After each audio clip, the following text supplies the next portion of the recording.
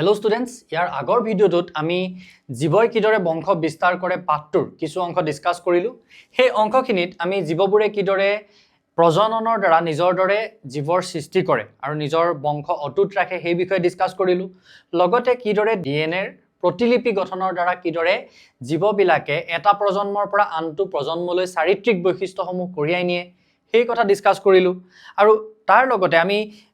মন কৰিবলগীয়া এটা কথা হ'ল যে যিকেইটা আমি প্ৰজনন প্ৰক্ৰিয়াৰ বিষয়ে লাষ্ট ক্লাছটোত পঢ়িলো সেই আটাইকেইটা প্ৰজনন প্ৰক্ৰিয়াতে মাত্ৰ এটা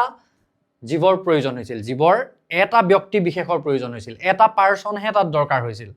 এতিয়া কুঁহিয়াৰ এজোপাই যেতিয়া তাৰ আংগিক বিস্তাৰণ কৰিছিলে তাত মাত্ৰ এজোপা কুঁহিয়াৰ, তাত দুজোপাৰ কোনো দৰকাৰ হোৱা নাছিল। বা বিভংগন বা আমাৰ যিবিলাক ৰেণুৰ উৎপত্তি সেই সকলোবিলাক ক্ষেত্ৰতে কি হৈছিল আমি কি দেখিলো যে কেৱল এটা জীৱৰ তাত প্ৰয়োজন হৈছিল। আৰু তেনেকুৱা ধৰণৰ যিবিলাক প্ৰজনন প্ৰক্ৰিয়া হয় সেই তেনেকুৱা ধৰণৰ প্ৰজনন প্ৰক্ৰিয়াবিলাকক আমি কৈছিলো অযৌন প্ৰজনন প্ৰক্ৰিয়া।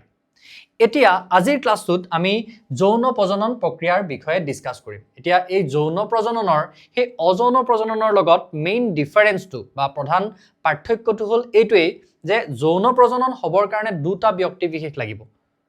দুজন ব্যক্তি বিশেষ দৰকাৰ হ'ব এটা নিৰ্দিষ্ট জীৱৰ। তাৰ মানে সাপোজ গৰুৰ প্ৰজনন হ'ব লাগে তেতিয়াহ'লে গৰুৰ কি হ'ব লাগিব দুটা গৰু তাত প্ৰয়োজন হ'ব, তাৰে এটা হ'ব লাগিব মতা গৰু আৰু এজনী হ'ব লাগিব মাইকী গৰু, এজনী গাই এটা বলদ। বুজিছানে? তাৰ মানে কি হ'ব লাগিব দুটা ব্যক্তি বিশেষ হ'ব লাগিব আৰু সেই দুই ব্যক্তি বিশেষ কি হ'ব লাগিব অপোজিট জেন্ডাৰ বা বিপৰীত লিংগৰ হ'ব লাগিব, সেইটো বাধ্যতামূলক। তেতিয়াহে কি হ'ব তাত যৌন প্ৰজনন সংঘটিত হ'ব পাৰিব। এতিয়া দেখিছে সেই কথাটোৱে ধুনীয়াকৈ লিখি থোৱা আছে যে যৌন প্ৰজননৰ যোগেদি এটা নতুন সৃষ্টি দুটা পৃথক ব্যক্তি বিশেষৰ ওপৰত নিৰ্ভৰ কৰে। এই দুই ব্যক্তি বিশেষৰ বিশেষ বিপৰীত লিংগৰ হ'ব লাগিব। প্ৰথম কথা মনত ৰাখিবলগীয়া মেইন কথাটো হ'ল সেইটোৱে। এতিয়া এই যে যৌন প্ৰজনন আৰু অযৌন প্ৰজনন তাৰ কিছুমান পাৰ্থক্য আমাক যেনিবা ডাইৰেক্ট পাৰ্থক্য লিখা বুলি ক'লে আমি এতিয়া চেপ্টাৰটো বুজি যেতিয়া উঠিম তেতিয়া নিজেই এই পাৰ্থক্যকেইটা লিখিব পাৰিম, কিন্তু তথাপিতো মই তোমালোকক ধুনীয়াকৈ দি দিছোঁ ভাগ কৰি। মেইন কথা কি যে কেৱল এটা জীৱৰ ওপৰত নিৰ্ভৰ কৰে আৰু ইয়াত দুটা জীৱৰ ওপৰত নিৰ্ভৰ কৰে আমি দেখিলোৱেই। তাৰ পাছতেও কি হয় জনন কোষৰ উৎপত্তি নহয়। এই যিবিলাক আমাৰ অযৌন প্ৰজনন তাত কোনো ধৰণৰ জনন কোষ উৎপত্তি নহয়, তাত কোনো শুক্ৰাণু ডিম্বাণু তেনেকুৱা শব্দবিলাক তোমালোকে শুনিবলৈ নোপোৱা। কিন্তু এতিয়া যেতিয়া আমি এই যৌন প্ৰজননৰ বিষয়ে পঢ়িম তাত দেখিবা আমি শুক্ৰাণুৰ কথা পঢ়িম, ডিম্বাণুৰ কথা পঢ়িম বা পুংজনন কোষ স্ত্ৰী জনন কোষ এইবিলাকৰ বিষয়ে পঢ়িম। সেইবিলাকৰ ইয়াত কোনো মতলব নাই, গম পাইছা? নেক্সট নিষেচনৰ প্ৰয়োজন নাই। নিষেচন মানে হ'ল সেই পুংজনন কোষ আৰু স্ত্ৰী জনন কোষৰ মিলন, সেই মিলনৰ কোনো প্ৰয়োজন নাই, গম পাইছানে? ইয়াত কিন্তু কি হ'ব নিষেচনৰ প্ৰয়োজন আছে। ইয়াত কি হয় উৎপন্ন হোৱা বৈক্ষাদৃশ্যতাৰ পৰিমাণ কম, ইয়াত উৎপন্ন হোৱা বৈক্ষাদৃশ্যতাৰ পৰিমাণ অধিক। এতিয়া চোৱাচোন আমাৰ যি অযৌন প্ৰজনন প্ৰক্ৰিয়া হৈছিল আমি অলৰেডি কি শিকিলো যে ডিএনএ বিলাকৰ প্ৰতিলিপি গঠনৰ সময়ত কিছুমান বৈক্ষাদৃশ্যতাৰ সৃষ্টি হয়। ডিএনএ সমূহৰ প্ৰতিলিপি গঠন হয়, কপি ফৰ্ম হয় বডিটোৰ ভিতৰতে, আৰু সেয়াই কি হয় পৰৱৰ্তী প্ৰজন্মলৈ যায় আমি দেখিছিলো লাষ্ট ক্লাছটোত। আৰু সেই যাওঁতে তাতেই কি হয় কিছুমান বৈক্ষাদৃশ্যতা হয় আৰু সেইকাৰণে কিছুমান সৰু সৰু বৈক্ষাদৃশ্যতা ইটো প্ৰজন্মৰ পৰা সিটো প্ৰজন্মলৈ আমি দেখা পাওঁ। কিন্তু সেই বৈক্ষাদৃশ্যসমূহ তেনেই সামান্য। আমি যদি গছ গছনি এখিনি ক্ষেত্ৰত চাওঁ, কলগছ দুজোপাৰ ক্ষেত্ৰত যদি চাওঁ আমি বৈক্ষাদৃশ্যতাবোৰ বৰ বিশেষভাৱে লক্ষ্য কৰিব নোৱাৰো, হয়নে? কলগছৰ কি হয় সেই এজোপাৰ পৰাই মুহাটোৰ পৰা এনেকৈ ওলাই ওলাই আহি থাকে, আংগিক বিস্তাৰণ হয়। কলগছ দেখিছানে তোমালোকে? তেনেকৈ কুঁহিয়াৰৰ গছ এখিনি যদি লক্ষ্য কৰা তেতিয়াহ'লে এজোপা কুঁহিয়াৰ আৰু আনজোপাৰ মাজত তুমি বৰ বিশেষ পাৰ্থক্য মনি উলিয়াব নোৱাৰা, যেনেকৈ মানুহ দুটাৰ মাজত আমি পাৰ্থক্য দেখা পাওঁ। সেই মানুহ দুটাৰ মাজত পাৰ্থক্যটো কিয় দেখা পাওঁ? কাৰণ মানুহ কিহেৰে গঠিত হয় এই যৌন প্ৰজনন প্ৰক্ৰিয়াৰ দ্বাৰা। আৰু যৌন প্ৰজনন প্ৰক্ৰিয়াত কি হ'ব এতিয়া পিতৃৰ পৰাও আহিব ক্ৰমোজম, মাতৃৰ পৰাও আহিব ক্ৰমোজম। তাৰমানে সেই এটা জীৱৰ পৰাই বৈক্ষাদৃশ্যতাবোৰ সৃষ্টি হোৱা নাই, দুটাৰ পৰা আহিছে, দুটাৰ পৰা মিক্স হৈ কি হ'ব আৰু বেছি বৈক্ষাদৃশ্যতাৰ সৃষ্টি হ'ব। সেইটো কাৰণে কি হয় এই যিবিলাক যৌন প্ৰজনন সেই যৌন প্ৰজননত কি হয় বৈক্ষাদৃশ্যতাৰ পৰিমাণ অধিক হয়। এতিয়া এইখিনিতে কথা এটা আহি গ'ল, আমি লাষ্ট ক্লাছটোত পঢ়া কথাটোক লৈ আমাৰ অলপ ডাউট সৃষ্টি হ'ব পাৰে, আমাৰ মনত কিছু সন্দেহৰ সৃষ্টি হ'ব পাৰে। এনেকুৱা ধৰণৰ সন্দেহ আমি দেখিলো যে কোষটোতে আকৌ দুটা কোষ উৎপন্ন হয়, তাত দুটা ডিএনএ উৎপন্ন হয়, হয়নে? তাৰপিছত সেইখিনি কি হয় আকৌ পৰৱৰ্তী প্ৰজন্মলৈ যায় এতিয়া যৌন প্ৰজননত যদি তেনেকৈ ডিএনএ প্ৰতিটো কোষলৈকে মাকৰ পৰাও আহিলে দেউতাকৰ পৰাও আহিলে হা ক্ৰমোজম আৰু যেনেকৈ আছে তেনেকৈ গুচি আহিলে নতুন প্ৰজন্মটোলে সো নতুন প্ৰজন্মটোত কি হ'ব লাগিব তেতিয়ালে কোষবিলাকত মাক দেউতাকৰ তুলনাত দুগুণ ডিএনএ হৈ যাব লাগিব আকৌ তাৰ নেক্সট প্ৰজন্মত আকৌ দুগুণ হৈ যাব তাৰ দুগুণ তেনেকৈ দুগুণ হৈছোন গোটেই ডিএনএ হৈ যাব গোটেই পৃথিৱীখন তেনেকুৱা যদি হয় যে মাকৰ পৰাও সমানে আহিলে দেউতাকৰ পৰাও সমানে আহিলে ডিএনএ যেনেকৈ আছিলে তেনেকেই হা দুগুণ হৈ গ'ল প্ৰতিটো কোষতে হা যদি দুটা আছিলে দেউতাকৰ কোষত যেনিবা প্ৰত্যেকটো কোষতে দুডাল ক্ৰমোজম আছিলে সাপোজ কৈছো মই সাপোজ দুডাল ক্ৰমোজম আছিলে ইয়াতো দুডাল আছিলে এই দুডালে যদি গুচি আহে তেতিয়াহ'লে নেক্সট প্ৰজন্মটোত চাৰিডাল হ'ব লাগিব নেক্সট প্ৰজন্মটোৱে যিখিনি সৃষ্টি কৰিব তাত আঠডাল ক্ৰমোজম হ'ব লাগিব সো তেনেকৈ চোন ক্ৰমোজম মানে কি ক্ৰমোজমত কি থাকে আল্টিমেটলি ডিএনএ তেনেকৈ ডিএনএৰ সংখ্যা বাঢ়ি গৈ থাকিব ইটো প্ৰজন্মৰ পৰা সিটো প্ৰজন্মলৈ আৰু বাঢ়ি গৈ থাকিলে কি হ'ব গোটেইখন ডিএনএ হৈ যাবচোন মানুহ থাকিবলৈ জেগা নাথাকিব লাষ্টত গৈ তো তেনেকুৱাটো হ'ব নোৱাৰে হয় নহয় সো ইয়াত আমি বুজিব লাগিব এটা কথা যিটো কথাৰ বিষয়ে বৰ বেছি ডিটেইলত তোমালোকক এতিয়া দি থোৱা নাই মই এই ছবিখনো বুজাম এই ছবিখন হ'ল আমাৰ নেক্সট চেপ্টাৰটোৰ লগত জড়িত সেইটো বুজি পাবা তোমালোকে কিন্তু তাৰ আগত আমি সাধাৰণ কথা এটা সামান্যকে বুজি লওঁ যে কিয় সেইটো কেনেকৈ মেইনটেইন হয় কেনেকৈ গম পাইছানে এতিয়া কথাটো হ'ল যেতিয়া যৌন প্ৰজননৰ কাৰণে এই অকণমান আগত কি বুলি ক'লো যে জনন কোষৰ উৎপত্তি হয়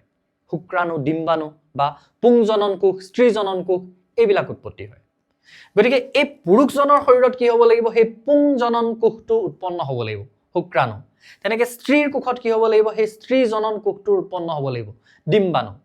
সো নৰ্মেল আমাৰ যিবিলাক কোষ থাকে মানুহৰ যিবিলাক নৰ্মেল কোষ থাকে সেই নৰ্মেল কোষবিলাকত কি থাকে 23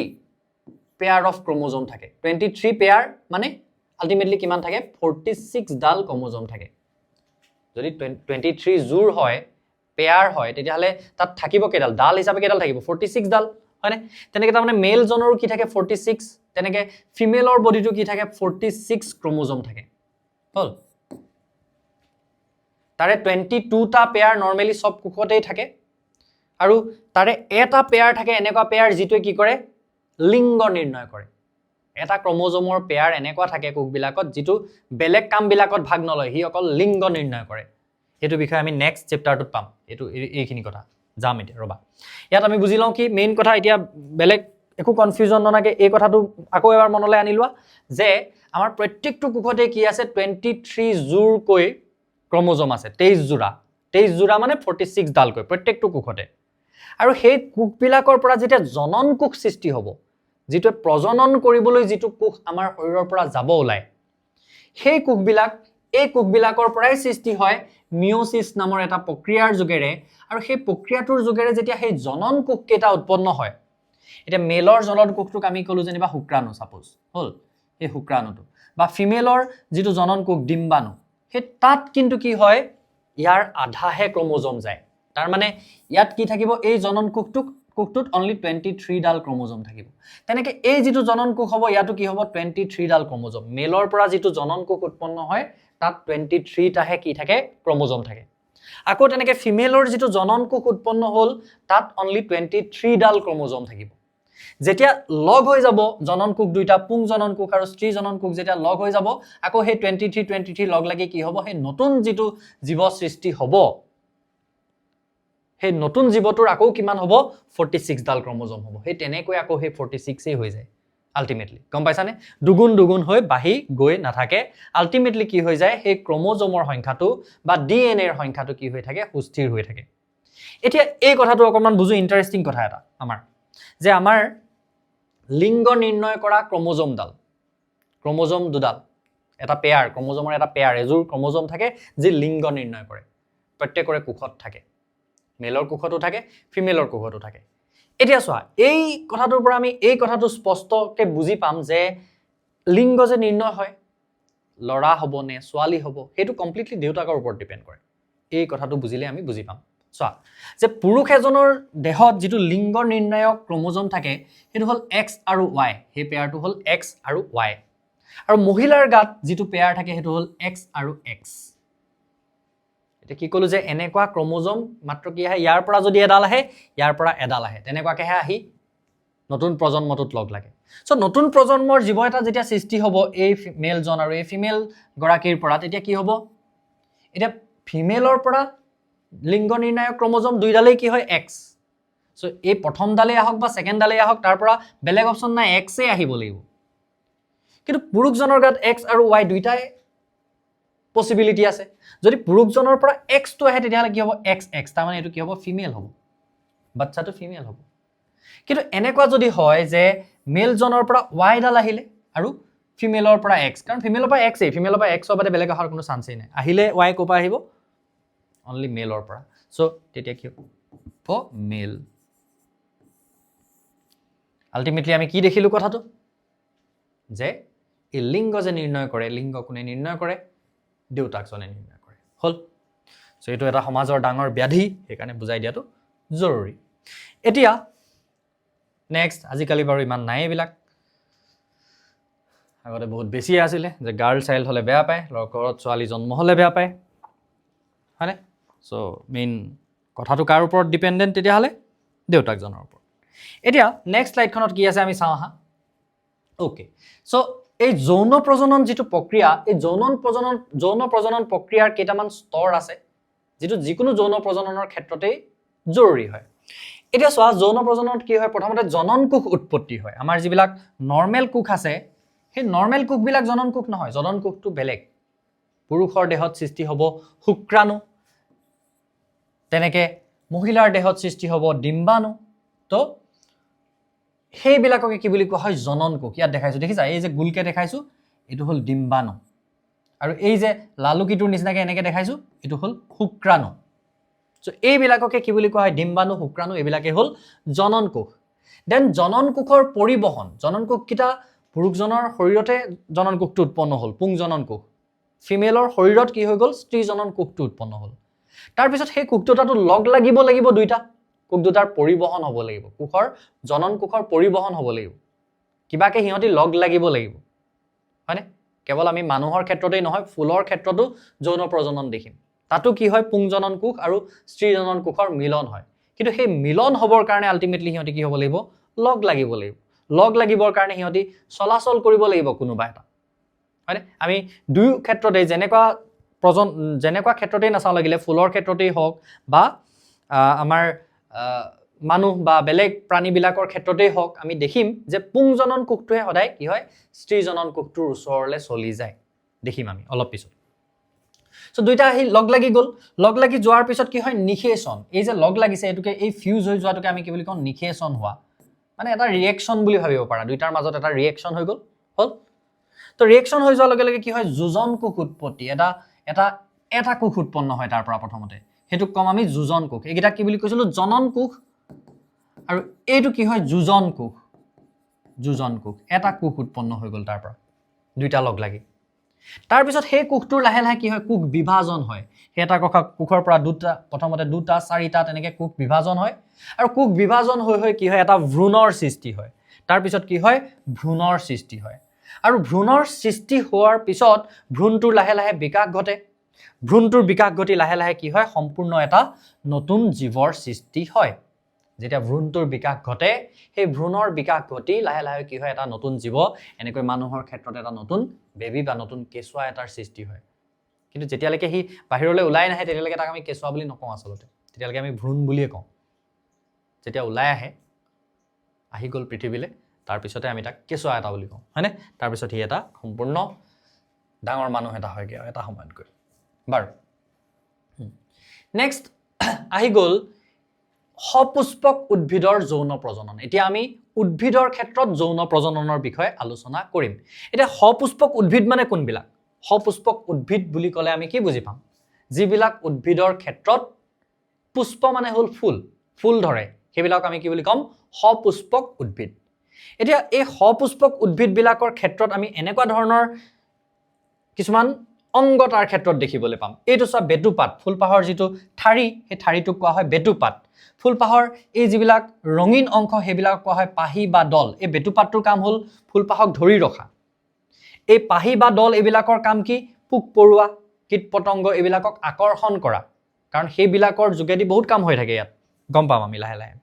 দেন এটা হল পুংতণ্ড এই পুংতণ্ড আৰু পৰাগধানী এইকেইটা হল পুংজনন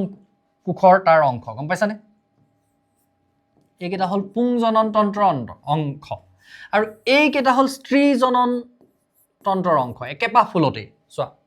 তাৰ পিছত এইখিনি দেখিলা পৰাগধানী পুংদণ্ড দেখিছানে পুংদণ্ড হল এই তোমালোকে যদি জবা ফুল এপাহ চোৱা জবা ফুলৰ পাহিটোত বা বেলেগ ফুলতো কিছুমান থাকে এনেকুৱা কিছুমান দণ্ড কিছুমান থাকে এনেকুৱা লাঠি লাঠি নিচিনা কিছুমান লাগি থাকে আৰু তাৰ ওপৰত এনেকুৱা হালধীয়া অংশ এটা থাকে যাত ৰেণু থাকে ৰেণু সেই ৰেণুৰ ভিতৰতে থাকে যিটো ইয়াৰ পুংজনন কোষ সেই পুংজনন কোষটো থাকে ফুলৰ পুংজনন কোষটো ক'ত থাকে এই ৰেণুৰ ভিতৰত থাকে এই যে দেখিছা পৰাগধানীত থকা এই ৰেণু হালধীয়া হালধীয়া যিবিলাক চুই দিলে আমাৰ হাতত পাউডাৰৰ নিচিনাকে লাগি আহে হালধীয়া সেইবিলাককে মৌবিলাকে কঢ়িয়ায় মৌ যে বনায় হয়নে মৌ মাখিবিলাকে সেইবোৰ কঢ়িয়ায় দেন এই পাৰ্টটো কি চোৱা এই স্ত্ৰীজনন তন্ত্ৰৰ পাৰ্টটো কি হয় তাত গৰ্ভমুণ্ড ফুলপাহৰ এনেকুৱা এটা অংশ থাকে য'ত এই তাৰ মাথাটোক কি বুলি কোৱা হয় গৰ্ভমুণ্ড স্ত্ৰীজনন কোষৰ অংশ এইখিনি গম পাইছানে এই পাৰ্টটোক কোৱা হয় গৰ্ভমুণ্ড দেন এইডাল হ'ল গৰ্ভদণ্ড এনেকুৱা নলী এডাল থাকে গৰ্ভাশয়লৈ যোৱা সেইডালক কোৱা হয় গৰ্ভদণ্ড এইটো আঁকিবলৈ কিন্তু তোমালোকে শিকি ল'বা দেই তাৰপিছত একদম ভিতৰলৈ দেখিবা এই ভিতৰত কি থাকে গৰ্ভাশয় আৰু সেই গৰ্ভাশয়ৰ ভিতৰত কি থাকে ফুলপাহৰ যিটো স্ত্ৰীজনন কোষটো ক'ত থাকে এই গৰ্ভাশয়ৰ ভিতৰত থাকে এই গৰ্ভাশয়ৰ ভিতৰত থাকে স্ত্ৰীজনন কোষটো থাকে স্ত্ৰী যিটো জনন কোষ হ'ব তাৰ জনন কোষ মানে কি অলৰেডি বুজিলাই ক'লোৱে মই যে বেলেগ এটা কোষ হয় চ' পুংজনন কোষ আৰু স্ত্ৰীজনন কোষ এনেকৈ কি হয় কিছুমান ফুলৰ ক্ষেত্ৰত কিছুমান উদ্ভিদৰ ক্ষেত্ৰত একেপাহ ফুলতেই অৱস্থিত হয় একেপাহ ফুলতেই স্ত্ৰীজনন তন্ত্ৰটো আছে একেপাহ ফুলতে কি আছে ইয়াত পুংজনন তন্ত্ৰটো আছে এনেকুৱা উভয়লিংগী উদ্ভিদৰ আমি কিছুমান উদাহৰণ আমাৰ ইয়াত দিয়া আছে চাবা যেনে জবা সৰিয়হ এইবিলাক হ'ল উভয়লিংগী তেনেকৈ একলিংগী উদ্ভিদো আছে কিছুমান য'ত এপাহ ফুলত কেৱল পুংজনন তন্ত্ৰটোহে থাকিব বা কেৱল স্ত্ৰীজনন তন্ত্ৰটোহে থাকিব দুইটা নাথাকে অকল পুংজনন তন্ত্ৰ থাকিব নহ'লে অকল স্ত্ৰীজনন তন্ত্ৰ থাকিব তেনেকুৱাও কিছুমান উদাহৰণ আছে যেনেকৈ অমিতা তৰমুজ এইবিলাক মনত ৰাখিব লাগিব কিন্তু তোমালোকে ঢেৰ এক্সাম্পলো দি থোৱা নাই গতিকে তোমালোকৰ যিকেইটা কিতাপত আছে এটলিষ্ট সেইকেইটা তোমালোকে মনত ৰাখি ল'বলৈ যত্ন কৰিবা হ'ল এতিয়া চ' এতিয়া এই কি হ'ব লাগিব ইয়াত এটা ফল ধৰিবৰ কাৰণে ফলৰ ভিতৰতে কি ধৰে গুটিটো ধৰে আৰু গুটিৰ পৰাই কি হয় উদ্ভিদবিলাকৰ বংশ বিস্তাৰ হয় নতুনকৈ পুলি এটা হয় চ' এতিয়া কি হ'ব লাগিব প্ৰথমতে তাত গুটিটো ধৰিব লাগিব হয়নে আমাৰ নিচিনাকৈ বাচ্চা হৈ যাব নি ইয়াত ফুলপাহত নহয় চ' ইয়াত কি হ'ব সেই গুটিটো সৃষ্টি হ'ব ভ্ৰূণ মানে তাত কি হ'ব সেই গুটিটো সৃষ্টি হ'ব ইয়াত আৰু সেই গুটিটো সৃষ্টি হ'বৰ কাৰণে কি হ'ব লাগিব এই পুংজনন কোষ আৰু স্ত্ৰীজনন কোষৰ মিলন হ'ব লাগিব চ' সেই পুংজনন কোষ আৰু স্ত্ৰীজনন কোষটোৰ মিলন হোৱাটো অতিকে প্ৰয়োজন এতিয়া ইয়াত আৰু এটা কথা আমি চাব লাগিব যে যদি একেপাহ ফুলৰ ভিতৰতেই এনেকৈ পুংজনন কোষ আৰু স্ত্ৰীজনন কোষৰ মিলন হয় তেতিয়াহ'লে সেইটোক আমি স্বপৰাগযোগ বুলি কওঁ যিটোক আমি সেলফ পলিনেশ্যন কিতাপত পঢ়িবা কিছুমান শব্দ তাক কি বুলি কোৱা হয় সেলফ পলিনেশ্যন একেপাহ ফুলতেই যদি হয় সেই বস্তুটো যদি বেলেগ বেলেগ ফুলৰ ভিতৰত হয় সেইটো তাক কি বুলি ক'ম আমি ক্ৰছ পলিনেশ্যন বা তাক কি বুলি কোৱা হয় ইতৰ পৰাগযোগ এইটো কি বুলি কোৱা হয় ইতৰ পৰাগযোগ বেলেগ বেলেগ ফুল দুপাহ ফুল যদি তাত জড়িত হয় তাক ইতৰ পৰাগযোগ বুলি কোৱা হয় আৰু যদি একেপাহ ফুলৰ ভিতৰতে পুংজনন কোষ আৰু স্ত্ৰীজনন কোষৰ মিলন ঘটে সেইটো কোৱা হ'ব কি স্বপৰাগযোগ বুজিছা এতিয়া আৰু এখন ছবি তোমালোকক দেখুৱাই থোৱা আছে এনেকৈ টেকেলি এটাৰ নিচিনাকৈ গম পাইছানে আল্টিমেটলি সেই বস্তুটো বেলেগ একো নহয় সেই বস্তুটো আমি এই আগৰ ছবিখনৰ এই মাজৰ অংশখিনি গম পাইছানে সেই ছবিটোত আছে এই ইয়াৰ আগৰ যিখন আমি ছবি লৈছোঁ এই ছবিখনৰ এই মাজৰ অংশখিনি এইখিনি চ' ইয়াত কি হ'ব এইডাল অকণমান দীঘলকৈ কল্পনা কৰাচোন এই নলীডালৰ মূৰত কি আছে ইয়াত পুংজনন কোষ আছে ইয়াত পুংজনন কোষখিনি আছে ক'ত আছে সেই ৰেণুবিলাকৰ ভিতৰত হ'ল চ' সেই পুংজনন কোষটো ক'লৈ যাব লাগিব এই স্ত্ৰীজনন কোষৰ লগত মিলন ঘটিব লাগিব চ' সি কি হ'ব কিবা প্ৰকাৰে বতাহত হওক বৰষুণত হওক পোক পৰুৱাৰ ঠেঙত লাগি হওক কি হ'ব সি ট্ৰান্সফাৰ হ'ব চলন হ'ব বা তাৰ পৰিবহন হ'ব কলৈ এনেকৈ এই নলীডালৰ ভিতৰে কি হলে আহিব এই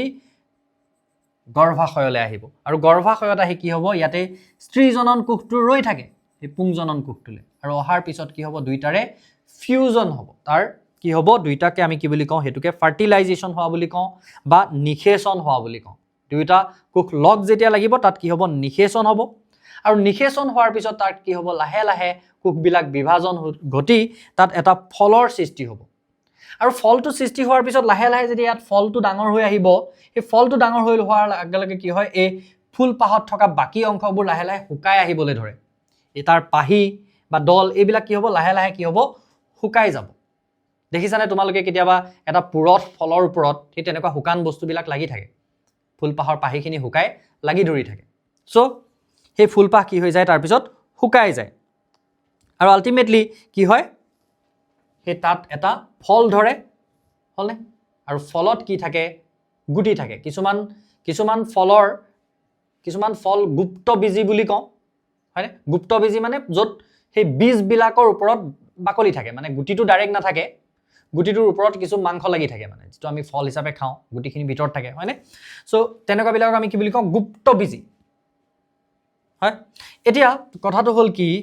বাৰু সেইবিলাক আমি পাম এতিয়া ইয়াত নেক্সট কথাটো হ'ল কি যে এইটো স্বপৰাগযোগ ইতৰপৰাগযোগৰ বিষয়ে আমি গম পালোৱে এই ছবিখনৰ দ্বাৰা মই বুজাবলৈ বিচাৰিছো যে এপাহ ফুলৰ পৰা আন এপাহ ফুললৈ কিদৰে স্থানান্তৰ হ'ব পাৰে ৰেণুৰ বা সেই পুংজনন কোষবিলাকৰ কিদৰে স্থানান্তৰ হ'ব পাৰে পোক পৰুৱাৰ ঠেঙত লাগি হ'ব পাৰে বতাহ বৰষুণৰ দ্বাৰা হ'ব পাৰে হয়নে এতিয়া এই যে বীজ এটা এই বীজটোৰনো কিদৰে অংকুৰণ হয় অংকুৰণ মানে গজালি ওলোৱা বীজটোতনো কি কি অংশ থাকে সেই কথাটো বুজিবলৈ বা বীজটোৰ এই অংশকেইটাৰ কোনটো অংশৰনো কি কাম সেয়া বুজিবলৈ আমাক এটা পৰীক্ষা দিছে এটা কাৰ্যকলাপ 8.8 কাৰ্যকলাপ 8.8 টোত আমাক সিম্পলি এটা গুটি এটা মটৰ মাহৰ গুটি বা এটা বুটৰ গুটি বুট এটা তিয়াই থবলৈ কৈছে তিয়াই থৈ তাক যদি আমি গজালি ওলোৱা লক্ষ্য কৰো বা তাক যদি আমি ফালি চালে দেখিম যে সেই গজালিটোত সেই বুটটোৰ ভিতৰত দুটা অংশ থাকে এটা এনেকা তলফালে এনেকুৱা অংশ এটা থাকে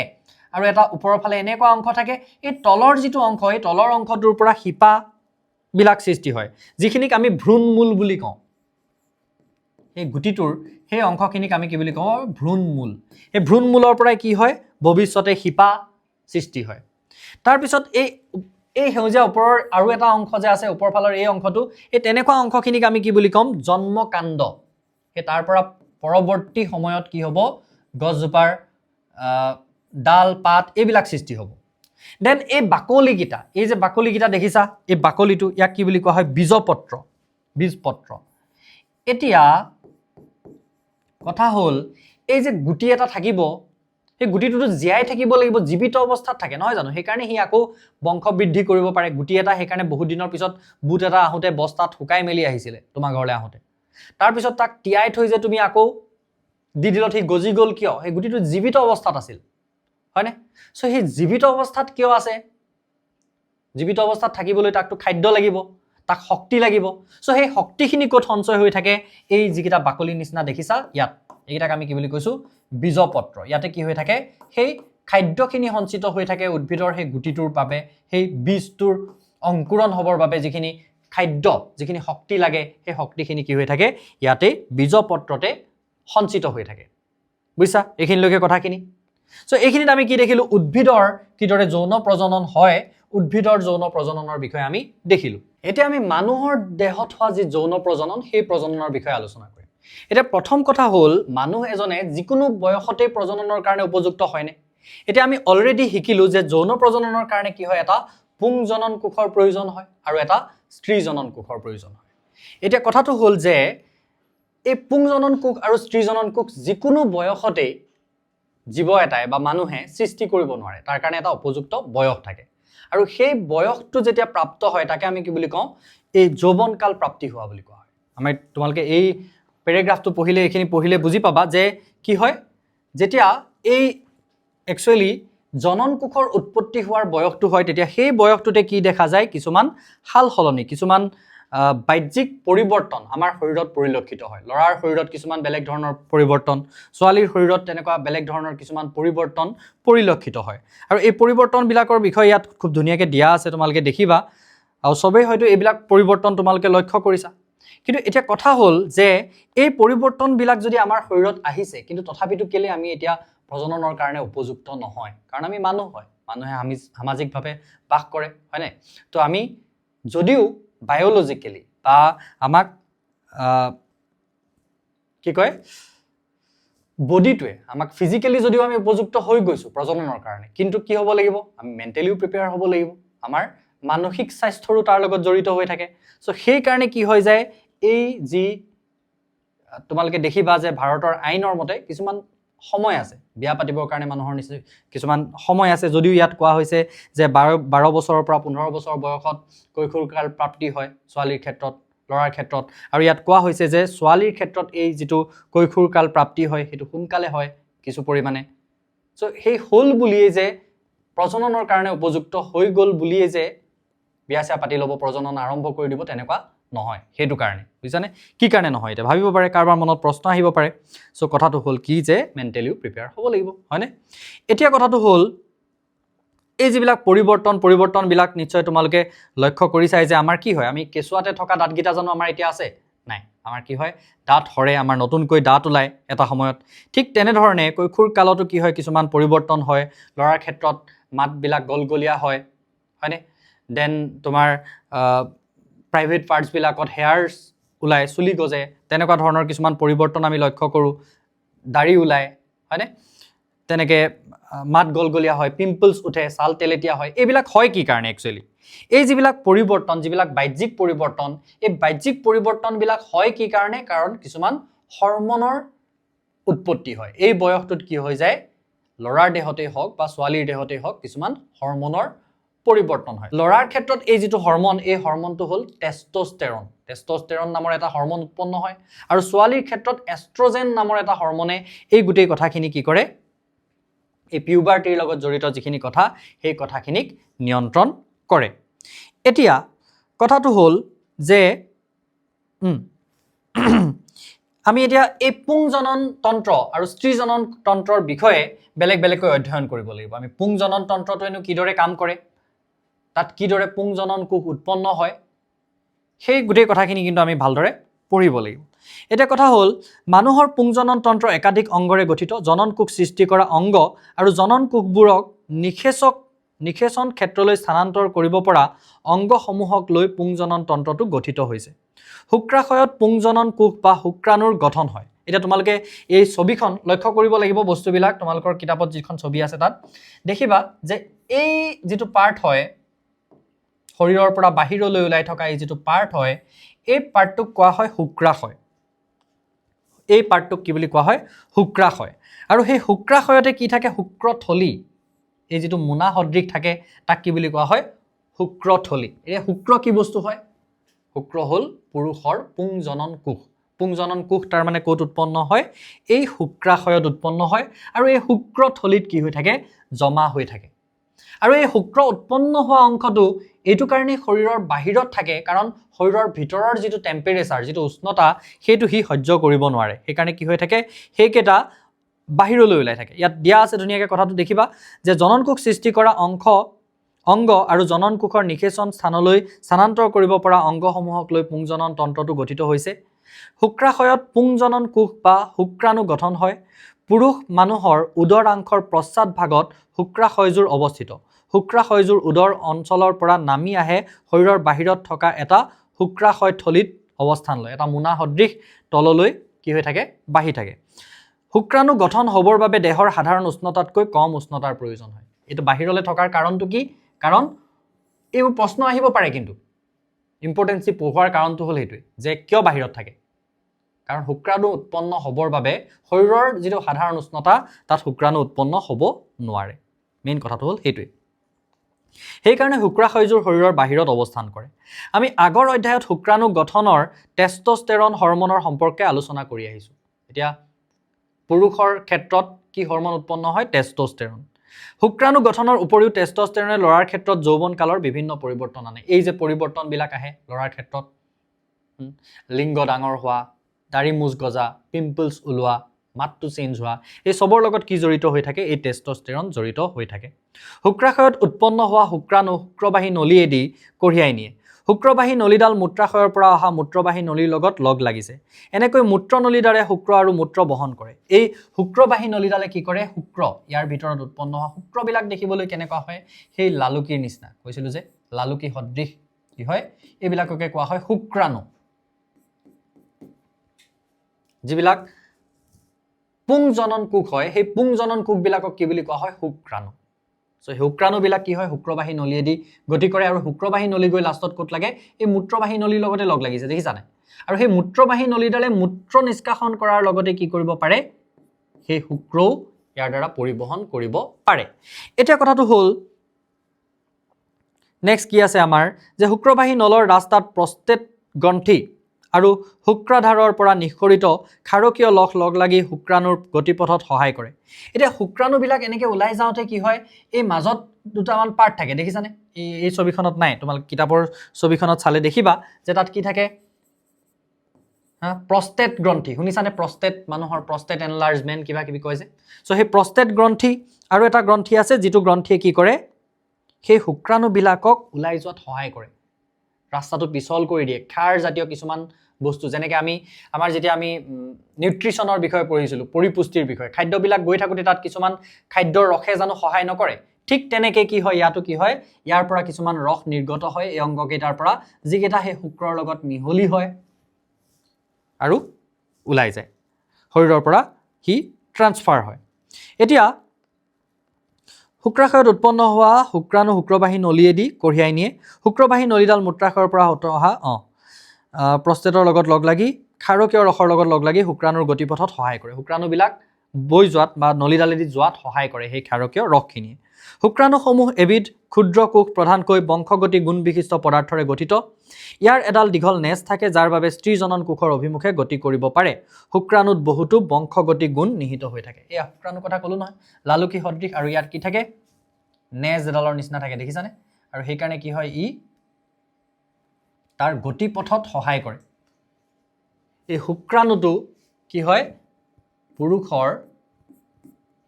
এই শুক্ৰথলীৰ পৰা শুক্ৰবাহী নলীয়েদি ওলাই গৈ যৌন ক্ৰিয়াৰ দ্বাৰা কি হয় যেটো ফিমেল অৰ্গেন বা স্ত্ৰী জনন তন্ত্ৰ সেই স্ত্ৰী জনন তন্ত্ৰটোত প্ৰৱেশ কৰে আৰু সেই স্ত্ৰী জনন তন্ত্ৰটোৰ ভিতৰলৈ সি সোমাই যাব পৰাকৈ সুবিধা হোৱাকৈ তাত কি থাকে এনেকুৱা নেজ আকৃতিৰ এডাল থাকে হল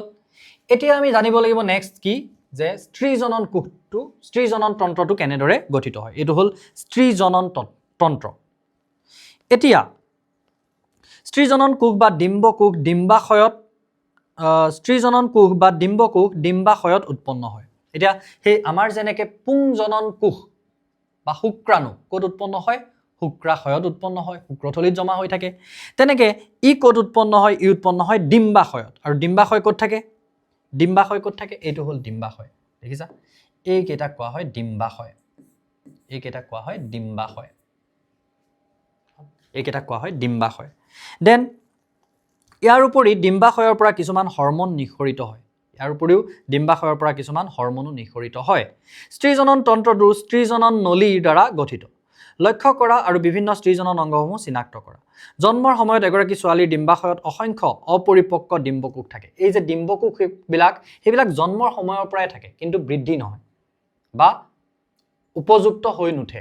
পিছত উপযুক্ত হয় কন্যাকাল আৰম্ভ হোৱাৰ লগে লগে কিছুমান ডিম্বকোষে পূৰ্ণতা লাভ কৰে এই ডিম্বকোষবোৰে কি হয় কন্যাকাল প্ৰাপ্তি হোৱাৰ লগে লগে কি হয় পূৰ্ণতা লাভ কৰে সিহঁতি এই যে টিউবগিটা দেখিছানে ডিম্বাশয় দুটা ডিম্বাশয় আছে এইটো এটা দুটা ডিম্বাশয় দেখিছানে এই ডিম্বাশয়ৰ কি হয় ডিম্বকোষবিলাকে কি কৰে পূৰ্ণতা লাভ কৰে কৈশোৰ প্ৰাপ্তি হোৱাৰ লগে লগে আৰু তেতিয়া কি হয় ডিম্বাশয়জোৰৰ যিকোনো এটা ডিম্বাশয়ত প্ৰতি মাহত এটাকৈ ডিম্বকোষে পূৰ্ণতা প্ৰাপ্ত হয় এই পূৰ্ণতা প্ৰাপ্ত ডিম্বকোষ ডিম্বনলী বা ফেলোপিয়ান টিউবৰ মাজেৰে আহি গৰ্ভাশয়ত থিতাপি লয় দুয়োডাল ডিম্বনলী একেলগে হৈ পেশী বহুল মোনা সদৃশ অংশৰ সৃষ্টি কৰে ইয়াক জৰায়ু বোলে এতিয়া এই দুয়োটা ডিম্বাশয়ৰ পৰা এই নলীগিডাল আহি দেখিছানে ইয়াত বহল হৈ এটা অংশৰ সৃষ্টি হৈছে এই বহল অংশ এটাৰ সৃষ্টি হৈছে এই বহল অংশটো দেখিছানে এই বহল অংশ এটাৰ ইয়াত সৃষ্টি হৈছে সো এই যেটো বহল অংশ এই বহল অংশটোকে কি বুলি কোৱা হয় তাকে কোৱা হয় জৰায়ু, যেটো কোৱা হয় ইউটেৰাছ, হয়নে? ইংলিছত ইউটেৰাছ বুলি তোমালোকে বেছিকৈ শুনা চাগে, হয়নে? চ' ইউটেৰাছ। জৰায়ুৰ দুটা অংশ থাকে, জৰায়ুৰ দেহ আৰু জৰায়ুৰ গ্ৰীবা। জৰায়ুৰ দুই পাৰ্শ্বীয় কোণ দুটাত দুকাষৰ পৰা অহা ডিম্ববাহী নলী দুডাল প্ৰৱেশ কৰে আৰু গ্ৰীব্ৰা অংশ তলফালে যোনি পথত মুকলি হয়, আৰু এই তলৰ পথটোক কি বুলি কোৱা হয়? যোনি পথ বুলি কোৱা হয়। এতিয়া কথাটো হ'ল কি, আমাক কি ক'লে যে এই যে ডিম্বাশয় কেইটা আছে, এই ডিম্বাশয়ত প্ৰত্যেক মাহতে এনেকে কি হয়, এটা মাহত এইটোৰ পৰা এটা কোষ পৰিপক্ক হয়, এনেকৈ ওলাই আহে নলীডালে। নেক্সট মান্থত এইফালে এনেকৈ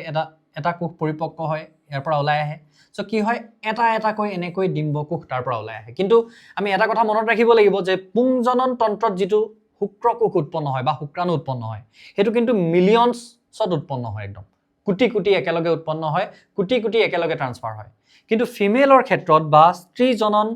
তন্ত্ৰৰ ক্ষেত্ৰত কি হয়, এনেকৈ এটাহে স্ত্ৰী জনন কোষ এটা মাহত কি হয়, পূৰ্ণতা লাভ কৰে আৰু বাহিৰলৈ ওলাই আহিবলৈ বিচাৰে। এনেকৈ নলীডালেদি, ফেলোপিয়ান নলীয়েদি কি হয়, বাহিৰলৈ ওলাই আহিবলৈ বিচাৰে। এতিয়া কথাটো হ'ল কি, সংগমৰ সময়ত বা যৌন ক্ৰিয়াৰ সময়ত কি হয়, শুক্ৰকোষ যোনিপথেদি সোমাই আহে। শুক্ৰকোষ কি হ'ব, যোনিপথেদি শুক্ৰকোষবিলাক সোমাই আহে আৰু সোমাই আহি এই নলীডালেৰে কি হয়, ওপৰলৈ গতি কৰে, এনেকৈ ওপৰলৈ গতি কৰে। আৰু গতি কৰোঁতে এই ফেলোপিয়ান টিউব বা এই যিডাল ডিম্ববাহী এই নলীডালতে কি হয়, এই শুক্ৰাণু আৰু ডিম্বাণুৰ মিলন ঘটে এই নলীডালৰ ভিতৰতে।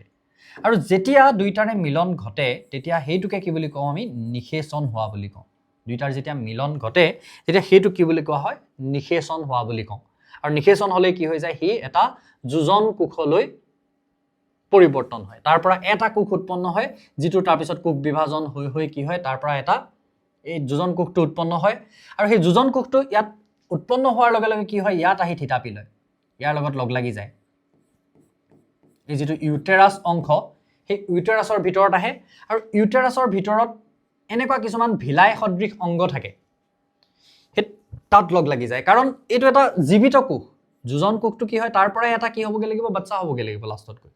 চ' তালেও কি হ'ব লাগিব, খাদ্যৰ আদান প্ৰদান হ'ব লাগিব, শক্তিৰ আদান প্ৰদান হ'ব লাগিব, তেজ পৰিবহন হ'ব লাগিব। চ' সেইবিলাক কেনেকৈ পৰিবহন হ'ব, ইয়াৰ লগত সি সংযুক্ত হৈ যায়। চ' সেইখিনি কথাও আছে, আমাক কেনেকৈ আছে চোৱা, কি বুলি দিয়া আছে। বহুত ডিটেইলত আমাৰ নাই, কিন্তু যিখিনি আছে সেইখিনি আমি মনত ৰাখিব লাগিব। এই পূৰ্ণতাপ্ৰাপ্ত ডিম্বকোষ ডিম্বনলী বা ফেলোপিয়ান টিউবৰ মাজেদি আহি গৰ্ভাশয়ত থিতাপি লয়। দুয়োডাল ডিম্বনলী একেলগ হৈ ডাঠ পেশীবহুল মোনা সদৃশ অংগৰ সৃষ্টি কৰে, ইয়াক জৰায়ু বোলে। যিখিনি ক'লোঁ, জৰায়ুৰ দুটা অংশ থাকে, জৰায়ুৰ দেহ আৰু জৰায়ুৰ গ্ৰীবা। এইখিনি পঢ়িলোঁ। সংগমৰ সময়ত শুক্ৰকোষ যোনিপথেদি সোমাই আহে, ইয়াৰ পৰা শুক্ৰকোষ ঊৰ্ধ্বমুখী গতিৰে ডিম্ববাহী নলীত থিতাপি লয়। ইয়াত ডিম্বকোষ আৰু শুক্ৰকোষৰ মিলন ঘটে। এই ডিম্বকোষ নিষেচিত হৈ যোজন কোষ জাইগোট সৃষ্টি কৰে। ইয়াৰ পিছত যোজন কোষ ডিম্বনলীৰ জৰায়ুত থিতাপি লয়। এই যে থিতাপি লয় বুলি কৈছোঁ, জৰায়ুত থিতাপি লয়, কিবা থাকি যায় বুলি মই লাইন বাই লাইন পঢ়ি দিছোঁ, ঠিক আছে। ইয়াত ভেদন আৰু বৰ্ধন আৰম্ভ হয়। লাহে লাহে কি হয়, ভেদন হোৱা মানে কি, প্ৰথমতে এটা কোষ উৎপন্ন হয় আৰু কোষটোৰ এনেকৈ ভাগ হ'বলৈ আৰম্ভ হয়, এইটোক কৈছে ভেদন হোৱা বুলি। আৰু বৃদ্ধি হ'বলৈ আৰম্ভ হয়, হ'ল বৰ্ধন হ'বলৈ আৰম্ভ হয়। এতিয়া আমি আগৰ অনুচ্ছেদত পাই আহিছোঁ যে মাতৃ এগৰাকীৰ দেহৰ আভ্যন্তৰটো এটা শিশু বৰ্ধন হ'ব পৰাকৈ গঠিত হৈছে। এই আভ্যন্তৰ ভাগ বা গৰ্ভ বুলি যে কয়, মাকে গৰ্ভত ৰখা, এইটোৱে হ'ল গৰ্ভ তাৰমানে। চ' গৰ্ভভাগ এনেকৈ সৃষ্টি হৈছে যে শিশু এটা পেটৰ ভিতৰত লালন পালন কৰিব পাৰে 9 মাহ ধৰি। এতিয়া তাক কি কৈছে, ইয়াৰ বাবে জৰায়ুৰ আৱৰণখন ডাঠ হয় আৰু ৰক্ত কেশিকাৰে গঠিত জালিকাৰ দ্বাৰা, ৰক্ত কেশিকাৰে গঠিত জালিকা থাকিবই লাগিব, তেতিয়াহে ৰক্ত পৰিবহন হ'ব পাৰিব এই নতুন কোষটোলে, সি বৃদ্ধি হ'ব পাৰিব। তাৰপিছত আমাক আৰু কি কৈছে যে জৰায়ুৰ ভ্ৰূণাৱস্থাত শিশুটোৰ বৰ্ধন আৰু পোষণ হয়। শিশু এটাৰ সেই জৰায়ুৰ ভিতৰতে, সেই গৰ্ভৰ ভিতৰতে কি হয়,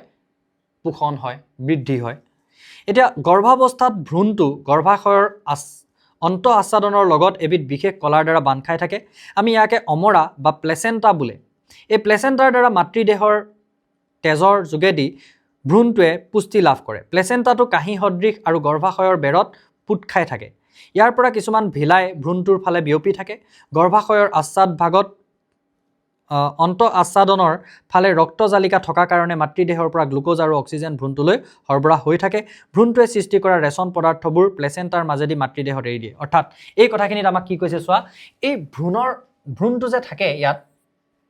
এই যিটো আমাৰ গৰ্ভ বুলি কৈছে সেই গৰ্ভৰ ভিতৰত প্লেচেণ্টা বুলি এটা বস্তু থাকে যিটো ইয়াত পুট খাই থাকে বুলি কৈছে এনেকুৱা কাঁহি সদৃশ এনেকুৱা 100টামান থাকে সেইখিনিতে কি হয় এগালমান ৰক্তবাহী নলী থাকে আৰু সেইটো কিহৰ দ্বাৰা নাড়ীটো দেখিছানে সৰু বাচ্চা এটাৰ কি থাকে নাড়ী থাকে নাড়ীটো থাকে আমাৰ নাড়ীৰ পৰা এডাল নলী থাকে সেই নলীডাল কি হৈ থাকে ইয়াৰ লগত জইন হৈ থাকে এনেকৈ আৰু সেই তাৰ মাজেৰে কি হয় যিখিনি দৰকাৰী পুষ্টি বৃদ্ধিৰ বাবে জীয়াই থাকিবৰ বাবে সেই গোটেইখিনি আদান প্ৰদান হয় আৰু সেই বেবিটো বা ভ্ৰূণটোৰ শৰীৰত যিখিনি অদৰকাৰী পদাৰ্থ বৰ্জনীয় পদাৰ্থ উৎপন্ন হয় সেইখিনিও ইয়াৰ যোগেৰে কি হয় মাতৃদেহৰ লগত বিনিময় ঘটে এতিয়া কথাটো হ'ল ইয়াত এটা বৰ ডাঙৰ কথা বুজিবলগীয়া আমি কথা এটা আছে যে এই যে দেখিলো যে ইয়াত এটা এটা কোষ প্ৰত্যেক মাহতে কি হয় সম্পূৰ্ণ হয় মেচিউৰ্ড হয় আৰু মেচিউৰ্ড হয় কি হয় ওলাই আহে এনেকৈ বাহিৰলৈ আহিবলৈ বিচাৰে আৰু যদি সেই কিবা কাৰণত সেই সময়তেই যৌন ক্ৰিয়া হ'ল আৰু কিবা কাৰণত গৈ সেই শুক্ৰ কোষটোৱে গৈ সেই ডিম্ব কোষটোৰ লগত মিলিত হ'ল পুংজনন কোষটোৱে গৈ স্ত্ৰীজনন কোষৰ লগত মিলিত হ'ল তেতিয়াই কি হৈ যায় সি নিষেচিত হৈ আহি সেই তেনেকৈ কি হয় এটা বাচ্চালৈ পৰিৱৰ্তন হ'ব পাৰে কিন্তু যদি তেনেকুৱা নহ'ল তেতিয়াহ'লে কি হয় সেই উৎপন্ন হোৱা ডিম্ব কোষটোতো ওলাইয়ে থাকে যেতিয়াৰ পৰা ছোৱালী এজনী মেচিউৰ্ড হ'ল তেতিয়াৰ পৰাতো ডিম্ব কোষ উৎপন্ন হৈ থাকে সেইখিনি কি হয় সো সেই কথাটো আমাক দিয়া আছে যে নিষেচন নহ'লে ডিম্ব কোষটোৰ কি হয় নিষেচন নোহোৱা ডিম্ব কোষটো প্ৰায় এদিন জীৱিত অৱস্থাত থাকে এদিনহে জীৱিত অৱস্থাত থাকিব পাৰে যেনেকৈ ডিম্বাশয়ে প্ৰতি মাহতে এটাকৈ ডিম্ব কোষ সৃষ্টি কৰে তেনেদৰে গৰ্ভাশয়টোৱে প্ৰতি মাহতে একোটা নিষেচিত ডিম্ব পালন কৰিবলৈ নিজকে প্ৰস্তুত কৰি ৰাখে সেয়ে ডিম্বাশয়ৰ অন্ত আচ্ছাদখন কোমল আৰু ডাঠ হয় এতিয়া আমি অলৰেডি পঢ়িলো যে যদি ইয়াত নিষেচন হ'ল তেতিয়াহ'লে বাচ্চা এটা জন্ম দিব পৰাকৈ কি হৈ থাকে ইয়াত বহুতখিনি ৰক্তজালিকাৰে গঠিত প্লেচেণ্টা এইবিলাক কি হৈ থাকে ইয়াত পুট খাই থাকে ইয়াত এটা তেনেকুৱা এটা পৰিৱেশ সৃষ্টি হয় সো এনেকুৱা কিছুমান ইয়াত সৃষ্টি হয় হ'ল কিন্তু নিষেচন নহ'ল সো নিষেচন নোহোৱাৰ কাৰণে এতিয়া এই ডিম্বটো যে ওলাই আহিব এই মাহটোৰ কাৰণে যিখিনি ইয়াত প্ৰডিউচ হৈছিল প্ৰিপেয়াৰ কৰি লৈছিল যে এই ডিম্বটো যদি কিবা কাৰণত নিষেচন হয় যদি সেই ভ্ৰূণলৈ পৰিৱৰ্তন হয় সেই ভ্ৰূণটোক ইয়াত লালন পালন কৰিব লাগিব সো লালন পালন কৰিবৰ কাৰণে কি হৈছিলে এই যিটো ইউটেৰাছ সেইটো নিজকে প্ৰিপেয়াৰ কৰি ৰাখিছিলে ইউটেৰাছটোৱে কিন্তু যেতিয়া নিষেচন নহ'ল ভ্ৰূণ লালন পালন কৰিবলগীয়া নহ'ল তেতিয়া কি হ'ব এই যিখিনি তেজ বা ৰক্ত নলিকা যিখিনি বস্তু সেই গোটেইখিনি কি হৈ যায় তাত ফাটি আৰু এই ডিম্বটোৰে সৈতে কি হৈ থাকে বাহিৰলৈ ওলাই আহে যেটোক আমি পিৰিয়ড হোৱা বুলি কওঁ ছোৱালীৰ ক্ষেত্ৰত হয়নে সো সেইটোৱে কথা সেইখিনি কি বুলি কৈছো আমি যদি নিষেচন নহয় তেতিয়া আচ্ছাদনখন ভাঙি যায় আৰু ৰক্ত আৰু স্লেমা হিচাপে যোনি পথেদি বাহিৰ হৈ যায় প্ৰতিমাহে এই চক্ৰটো চক্ৰাকাৰে চলি থাকে ইয়াকে ঋতু চক্ৰ বোলে এই প্ৰক্ৰিয়াটো 2 পৰা 8 দিন পৰ্যন্ত চলি থাকে সো এইবিলাক জানিবলগীয়া কথা হয় সেইকাৰণে তোমালোকক দিয়া হৈছে এতিয়া তাৰ পিছতে আমি এটা টপিক পাম যেটো কোৱা হৈছে জনন স্বাস্থ্য মানে কি এতিয়া সো আমি উপযুক্ত যৌন পূৰ্ণতা প্ৰাপ্ত হোৱাৰ লগে লগে আমি এই কামবিলাকত কেলে ইনভলভ হ'ব নোৱাৰো বা তাৰ কি অপকাৰিতা আছে তো তাৰ বহুত ভয়ানক পৰিস্থিতি তাৰ পৰা হ'ব পাৰে প্ৰথম কথা হ'ল যদি উপযুক্ত বয়স নোহোৱাকৈ এজনী ছোৱালী যদি তাই মানে কি হয় গৰ্ভধাৰণ হয় তেতিয়াহ'লে কিছুমান প্ৰবলেম হ'ব পাৰে বা যৌন ক্ৰিয়াৰ ক্ষেত্ৰত কিছুমান প্ৰবলেম কিছুমান বেমাৰ মানুহৰ হ'ব পাৰে যিবিলাক বহুত ভয়াবহ সো সেইবিলাকৰ বিষয়ে আমি সজাগ হোৱাৰ যিখিনি কথা সেইখিনিকে কোৱা হৈছে জনন স্বাস্থ্য ইয়াত কি দিয়া আছে যে যৌন পূৰ্ণতা প্ৰাপ্তি হঠাতে হোৱা পৰিঘটনা নহয় দেহৰ ভিত্তি আৰু বৰ্ধনৰ লগে লগে ই চলি থাকে গতিকে কিছু যৌন পূৰ্ণতা প্ৰাপ্ত হোৱাৰ অৰ্থ এইটো নহয় যে দেহ আৰু মন যৌন ক্ৰিয়াত লিপ্ত হ'ব পৰাকৈ সন্তান জন্ম দিবৰ বাবে সুস্থ কাৰ্যক্ষম হৈ উঠে যিখিনি মই প্ৰথমতে কৈছিলোঁ দেহ আৰু মন সুস্থ কাৰ্যক্ষম হৈছে নে নাই আমি কেনেকৈ জানিম এনে প্ৰেক্ষাপটত আমাৰ সকলোৱে কিছুমান হেঁচাৰ সন্মুখীন হ'ব লগা হয় আমি বিচাৰো বা নিবিচাৰো বিভিন্ন প্ৰকাৰৰ কাৰ্যকলাপত লিপ্ত হ'বলৈ বন্ধুবৰ্গৰ পৰা হেঁচা আহে কেতিয়াবা পৰিয়ালৰ পৰা বিয়া কৰাবৰ বাবে সন্তানৰ বাবে হেঁচা আহি পৰে কেতিয়াবা চৰকাৰী সংস্থাৰ পৰা সন্তান জন্ম নিদিয়াৰ বাবে হেঁচা প্ৰয়োগ কৰা দেখা যায় এই পৰিস্থিতিত কোনো এটা সিদ্ধান্তত উপনীত হোৱাটো জটিল হৈ পৰে আমি এই ক্ষেত্ৰত সম্ভাৱ্য যৌন স্বাস্থ্য সম্পৰ্কে কিছু বিবেচনা কৰিব লাগিব আমি নৱম শ্ৰেণীত পঢ়ি আহিছো যে এজন ব্যক্তিৰ পৰা আন এজন ব্যক্তিৰ দেহলৈ বিভিন্ন প্ৰথাৰে ৰোগ বিয়পিব পাৰে এজন ব্যক্তিৰ পৰা বেলেগ এজন ব্যক্তিলৈ ৰোগ বিভিন্ন প্ৰথাৰে বিয়পিব পাৰে থুক হেকাৰৰ দ্বাৰা যাব পাৰে হয়নে তেজৰ দ্বাৰা যাব পাৰে আমি পাইছোঁ এইবিলাক বস্তু সো এতিয়া এই যৌন ক্ৰিয়াৰ দ্বাৰাও কিছুমান ৰোগ কি হ'ব পাৰে বিয়পিব পাৰে যিবিলাক ৰোগৰ বিষয়ে ইয়াত দিয়া আছে যে বেক্টেৰিয়াৰ দ্বাৰা হোৱা এনেকুৱা ৰোগ কি হয় গনোৰিয়া সিফিলিস এইবিলাক হ'ল বেক্টেৰিয়াৰ দ্বাৰা হোৱা ৰোগ এতিয়া বা আৰু কিছুমান ৰোগ আছে যিবিলাক ভাইৰাছৰ দ্বাৰা হয় যিবিলাক তেনেকুৱা এটা ডাঙৰ বেমাৰ হ'ল HIV AIDS বৰ এটা ভয়ানক বেমাৰ গম পাইছানে সো এইবিলাকৰ পৰা কেনেকৈ নিজকে বচাব পাৰি প্ৰথম কথা unknown যেতিয়ালৈকে আমি মেচিউৰড নহয় যেতিয়ালৈকে আমি কথাবোৰ ভালদৰে বুজি নাপাওঁ তেতিয়ালৈকে আমি এনেকুৱা কামত লিপ্ত হ'ব নালাগে প্ৰথম কথা সো যদি পূৰ্ণ বয়স্ক হোৱাৰ পিছতো কিবা কাৰণত তেনেকুৱা ক্ষেত্ৰত আমি নিজকে বচাবলগীয়া হয় তেতিয়াহ'লে আমি কি ব্যৱহাৰ কৰিব পাৰোঁ কণ্ডম ব্যৱহাৰ কৰিব পাৰোঁ যেটো ইয়াত দিয়া আছে ধুনীয়াকৈ হা দেন তোমাৰ যৌন ক্ৰিয়াৰ দ্বাৰা গৰ্ভধাৰণ হয় এইখিনি আমি পাইছোঁৱেই হয়নে সো সেই গৰ্ভধাৰণ কণ্ডমে কি কৰিব পাৰে গৰ্ভধাৰণৰ পৰাও এগৰাকী ছোৱালীক বা এগৰাকী মহিলাক বচাব পাৰে সো সেইখিনি কথাও আছে আমাৰ ইয়াতে লগতে তো এই যে গৰ্ভধাৰণ নহবৰ বাবে কিছুমান পদ্ধতি আছে বা জন্ম নিয়ন্ত্ৰণৰ কাৰণেও আমাৰ কিছুমান পদ্ধতি আছে সেইখিনিৰ বিষয়েও আমাক ইয়াত কিছু পৰিমাণে দিয়া আছে ধৰি লোৱা কণ্ডমৰ ব্যৱহাৰৰ দ্বাৰা যৌন ৰোগ সম্বন্ধৰ পৰা আমি বচাব পাৰোঁ নিজকে সেই কথাটো দিয়া আছে লগতে এইবিলাক কি হ'ল গৰ্ভ নিৰোধনৰ কিছুমান পদ্ধতি কাৰিকৰী প্ৰতিবন্ধক যেনেকৈ কণ্ডমৰ ব্যৱহাৰ কৰিব পাৰি কোপাৰটি ব্যৱহাৰ কৰিব পাৰি হৰমন নিয়ন্ত্ৰণ মানে কিছুমান টেবলেটছ ব্যৱহাৰ কৰিব পাৰে তেন বন্ধ্যাকৰণ মানে কি এইটো অপাৰেশ্যনৰ যোগেদি কৰা হয় কিন্তু ইয়াৰ কিছুমান সব ক্ষেত্ৰতে কিছুমান এডভান্টেজ থকাৰ লগতে কিছুমান ডিসএডভান্টেজও থাকে সেইবিলাকো আমি পিছলৈ লাহে লাহে গম পাম ঠিক আছে সো এইখিনি হ'ল জীৱই কেনেকৈ বংশ বিস্তাৰ কৰে অৰ্থাৎ যৌন প্ৰজনন আৰু অযৌন প্ৰজননৰ বিষয়ে আমি আলোচনা কৰিলোঁ আই হোপ তোমালোকে বুজি পাইছা বহু দিনৰ পৰা ডিমাণ্ড আহি আছিল যে এই চেপ্টাৰটো ভালদৰে বুজা নাই সো যিমানখিনিলৈকে বুজাব পাৰি মই বুজাই দিছোঁ বাকিখিনি নিজে বুজিব লাগিব সময়ৰ লগত হয়নে সো ইমানখিনি ঠিক আছে থেংক ইউ সো মাচ